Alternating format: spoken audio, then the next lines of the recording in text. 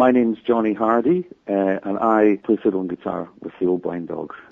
The songs themselves, all the lyrics that we sing and deal with are pretty much all traditional songs, some of which are from the northeast of Scotland and some from further afield. And what are the tunes that you definitely have to play? You know, when people go to a Led Zeppelin concert, they want to hear Stairway to Heaven, don't they? Sure. What is it they want to hear from Old Blind Dogs? Well, there's certain things.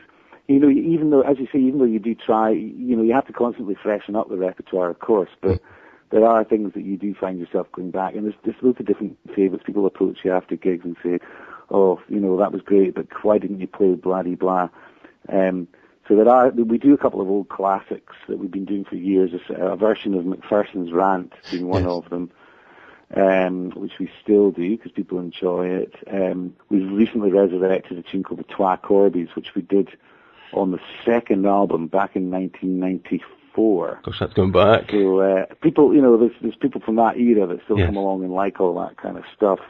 Well, I wanted to ask you a couple of things about the band, some latest news. I was looking at your website and I see that your guitarist Aaron Jones, now he's bought himself a hybrid bouzouki guitar, which he got from Germany. So, I mean, how does it work in bands, for example? Do members just turn up with any instrument that, you know, they want and say, look what I've just bought, or do they have to plan it? No, I mean, we've been planning this for some time. I mean, I play a lot of guitar, and we're familiar, and so does Ali Hutton, and we're familiar with what the instrument is. I quite like calling it a bazaar. Actually, I think that's my favourite name for it. A guitarist is another one, but a bazaar definitely gets my vote. So we kind of knew what to expect, and the great thing is, you know, the bouzouki that Aaron actually is a bouzouki player first and foremost, rather than a guitarist, and he's kind of got his sort of trademark big sound. He plays this big 10-string thing, and it's all open tune, so it gets this tremendous resonance and ringing to it.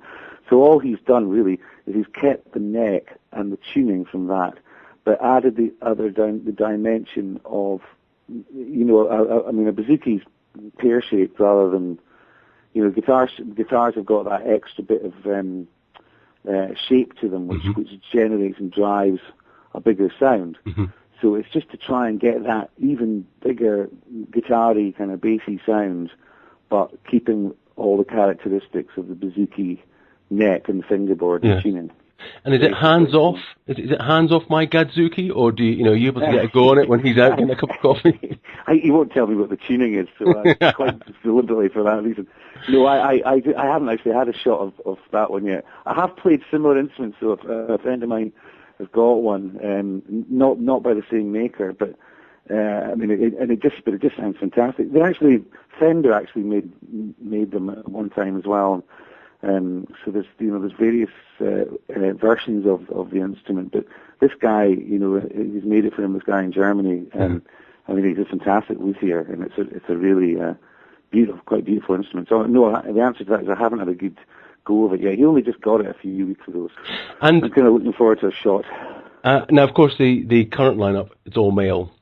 And I think you've got to go quite far back before you have a female in your lineup. And I wanted to ask about this issue of laddishness. I don't know if it is an issue, but I see that it was mentioned in the evening news, and it was just a phrase.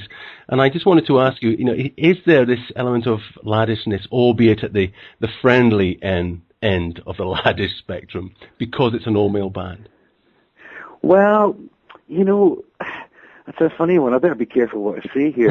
I mean, I like working with guys. I've worked with lots of women as well, and in various guises, and I still do. I've other things I do in other projects. But the band, it was never really a deliberate policy not to have any women in the band. It's just simply the way it evolved. And as you say, we did have Carmen Higgins playing in the band for a couple of years, way back in the early 90s when we were all very much an Aberdeen-based band. She's a superb fiddle player. So it's never really been a deliberate kind of policy. It's great work. One thing I will say is it's great working with girls because it makes the boys behave themselves a bit better. Right. And it's kind of nice it's quite nice to get a break from the relentless banter of a bunch of guys especially when you're on big long tours. Yeah. You get to know each other fairly well, rather better than you'd like to, really. Yes. You know, so. But unfortunately, we're stuck with that, and we've no intentions of changing the lineup. So we just have to put up with each other, and that's the way it's going to be. I suppose when you get a group that gels and it works well together, you want to stick with that, don't you? Yeah, indeed. And the other thing about the Old Blind Dogs is there's always been band members from different, big age difference and very different kind of backgrounds, which I think really helps. Mm-hmm. The diversity. We're not all the same age and the same kind of person. Mm-hmm. You know, and it's been that way. When I started playing with the band, I was 23, and I think Ian, our singer, was 40. Right. So we spanned, 17 years, and the other two were somewhere in between. And now it's completely changed around. I'm the eldest member of the band now. All right. And, a couple of the others are a lot younger than me. So it's always kind of been like that, And I think that's a nice thing. I think that's quite a healthy thing when you're not kind of stepping on each other's toes, with your fashion sense or whatever. Or maybe you can edit that bit out. Jonny Hardie from the Old Blind Dogs, thanks very much for taking the time out to take part in this Wood End Barn podcast. I know that you do often, frequently, if not all the time, perform to sell out gigs, and I'm sure the Banchory one will be just as popular. Now that's at 8 p.m. on Friday the 11th of February, Wood End Barn in Banchory. Jonny, thanks for joining me. Okay, pleasure. Thanks a lot.